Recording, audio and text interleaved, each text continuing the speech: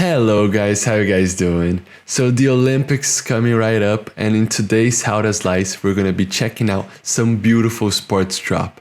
So let's start. I just opened up the basketball model right here in Prusa Slicer. If you're a fan of basketball and basketball players, this is a nice statue to have in your home. As you can see right here in this view, this low poly geometric figure will need support. As you can see, we got these two models right here, the person and the basketball. Before changing any configurations to the print, we're gonna start painting this model. In this video, we're gonna be checking out the fundamentals of painting non-support. There are a lot of advantages to painting non-support. First off, you can use less filament than an auto-generated because you'll paint on support exactly where it needs. So let's select the model and go right here to paint on support. As you can see, this dark dot right here, it's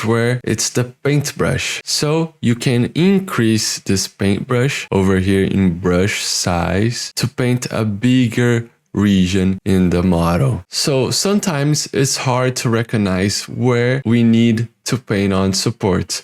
So there is this feature called highlight overhangs. So we're going to increase to see what happens. As you can see, I just increased the highlight overhangs and there are some blue parts over here. So if you select around 30 degrees, right here is 31 degrees, you will see there are some blue parts. This is the parts that are more critical and will need some support. As you can see, this hand, it's kind of levitating when you're about to print because the printer prints from lower half, goes up and up and up. And as you can see, there's no areas to support. There's not plate or anything to support this region right here.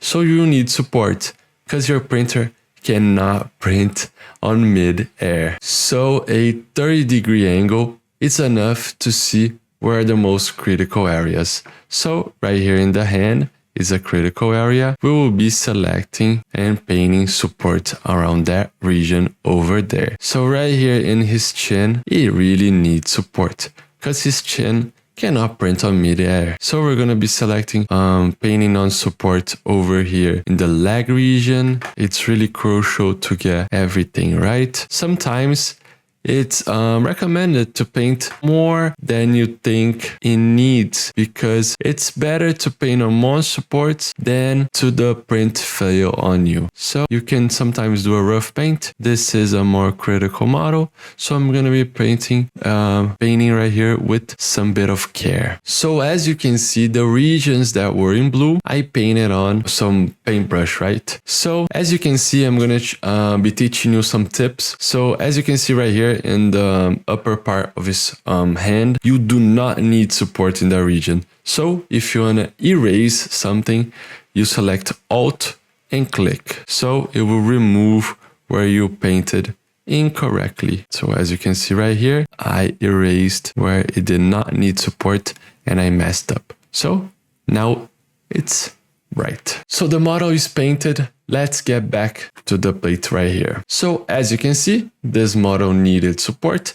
This ball does not need support, but feel free to add some in these regions right here to make sure that the ball prints perfectly, okay? So this ball right here, as you can see, there is this tiny bit of a flat part right here, so it does not need support, but we gotta print really slowly and add brim. By adding brim, you're gonna be increasing the area of adhesion and this ball won't unstick from the build plate. So let's go to the configurations. Over here in layer height, we're gonna be selecting 0.18 millimeters. This will make sure that we got a good quality print. In vertical perimeters, you can leave it at 3. Feel free to reduce to 2, sometimes reducing to 2 in these decoration models. You can be doing that to save some filament and time. The more the vertical shells, the more rigid your print is gonna be. Let's go to the infill. Right here in infill,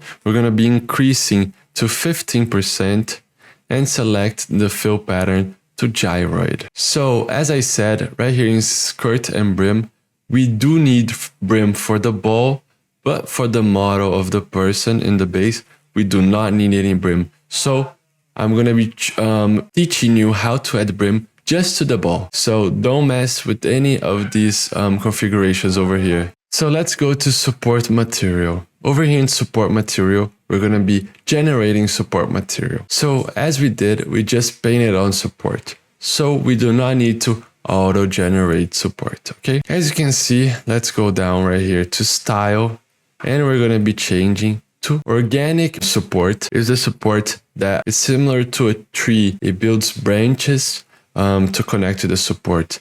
This is a really nice type of material for the case we have here. And right here in top contact distance, you can be leaving at 0.2. Bottom contact distance same as top, so it's going to be the 0.2. It's enough. Right here in top interface layers, let's reduce to 2 layers. Okay, top interface layers to 2 layers, so it becomes a little bit easier to remove the support. Okay.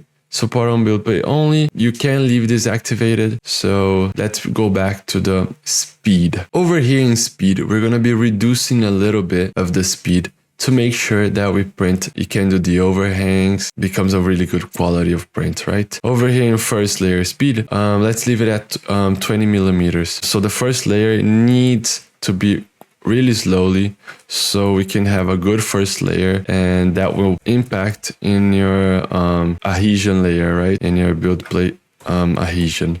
So let's reduce everything to 60. So I just changed all of this to 60. As you can see right here, support material interference and support material will reduce the speed to build support material. This will make sure that the support doesn't fail on us.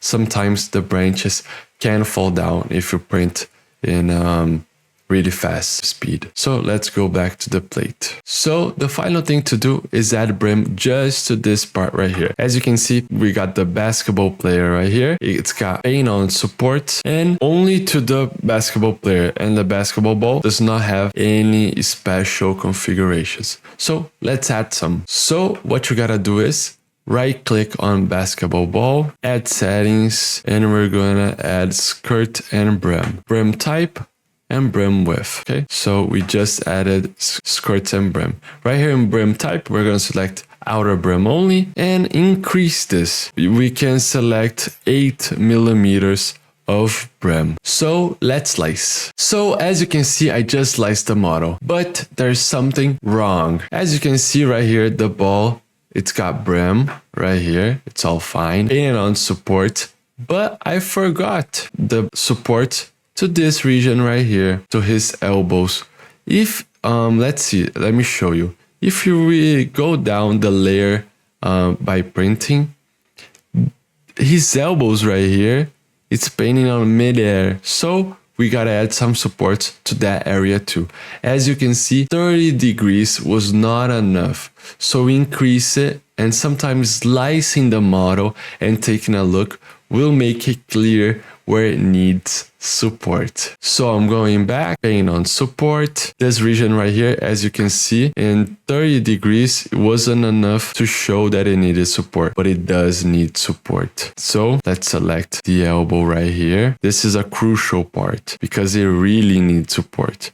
Your printer cannot print in midair. So I just painted on right here, and let's go back and slice. Okay, so I just sliced the model, and as you can see, it printed on support exactly where we need.